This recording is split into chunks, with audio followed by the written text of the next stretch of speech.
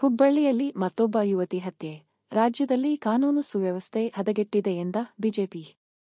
ಬೆಂಗಳೂರು, ಹುಬ್ಬಳ್ಳಿಯಲ್ಲಿ ಮತ್ತೊಬ್ಬ ಯುವತಿಯ ಹತ್ಯೆ ಪ್ರಕರಣಕ್ಕೆ ಸಂಬಂಧಿಸಿದಂತೆ ಪ್ರತಿಪಕ್ಷ ಬಿಜೆಪಿ ಗುರುವಾರ ರಾಜ್ಯ ಕಾಂಗ್ರೆಸ್ ಸರ್ಕಾರದ ವಿರುದ್ಧ ತೀವ್ರ ವಾಗ್ದಾಳಿ ನಡೆಸಿದ್ದು, ಕಾನೂನು ಸುವ್ಯವಸ್ಥೆ ಕಾಪಾಡುವಲ್ಲಿ ಸಂಪೂರ್ಣ ವಿಫಲವಾಗಿದೆ ಮತ್ತು ಆಡಳಿತದ ಮೇಲಿನ ಹಿಡಿತ ಕಳೆದುಕೊಂಡಿದೆ ಎಂದು ಆರೋಪಿಸಿದೆ.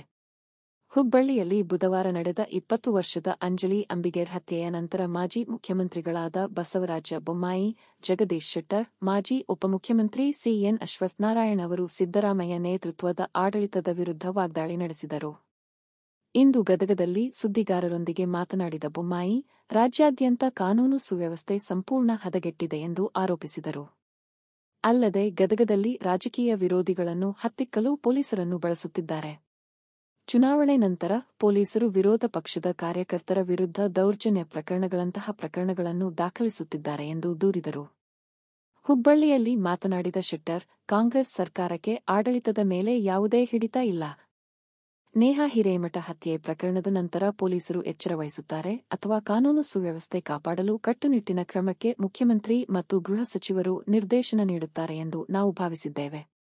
ಆದರೆ ರಾಜ್ಯ ಸರ್ಕಾರ ಯಾವುದೇ ಕ್ರಮ ಕೈಗೊಂಡಂತೆ ತೋರುತ್ತಿಲ್ಲ. ಹೀಗಾಗಿ ಒಂದರ ಹಿಂದೆ ಒಂದರಂತೆ ಕೊಲೆಗಳು ನಡೆಯುತ್ತಿವೆ ಎಂದು ವಾಗ್ದಾಳಿ ನಡೆಸಿದರು.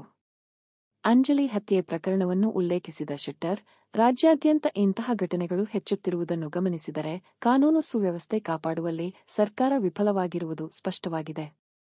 ಮುಖ್ಯಮಂತ್ರಿ ಸಿದ್ದರಾಮಯ್ಯ, ಗೃಹ ಸಚಿವ ಜಿ. ಪರಮೇಶ್ವರ ಮತ್ತು ಉಪಮುಖ್ಯಮಂತ್ರಿ ಡಿಕೆ ಶಿವಕುಮಾರ್ ಜವಾಬ್ದಾರಿ ಹೊರಬೇಕು ಎಂದರು. ಸರ್ಕಾರ ಅಧಿಕಾರಕ್ಕೆ ಬಂದು 1 ವರ್ಷ ಪೂರ್ಣಗೊಳ್ಳಲಿದ್ದು, ಈ ಅವಧಿಯಲ್ಲಿ ಕೊಲೆ, ಸುಲಿಗೆ, ಮತಾಂಧ ಶಕ್ತಿಗಳ ಅಬ್ಬರದ ಘಟನೆಗಳು ನಡೆಯುತ್ತಿವೆ ಎಂದು ಬೆಂಗಳೂರಿನಲ್ಲಿ ಮಾಜಿ ಸಚಿವ ಅಶ್ವತ್ಥನಾರಾಯಣ್ ಅವರು ಆರೋಪಿಸಿದ್ದಾರೆ. ಇದೊಂದು ಅಸಮರ್ಥ ಹಾಗೂ ಅಭಿವೃದ್ಧಿ ಶೂನ್ಯ ಸರ್ಕಾರವಾಗಿದ್ದು, ಎಲ್ಲ ಇಲಾಖೆಗಳಲ್ಲಿ ಅದರಲ್ಲೂ ಗೃಹ ಇಲಾಖೆಯಲ್ಲಿ ಭ್ರಷ್ಟಾಚಾರ ತಾಂಡವವಾಡುತ್ತಿದೆ ಎಂದು ಆರೋಪಿಸಿದರು.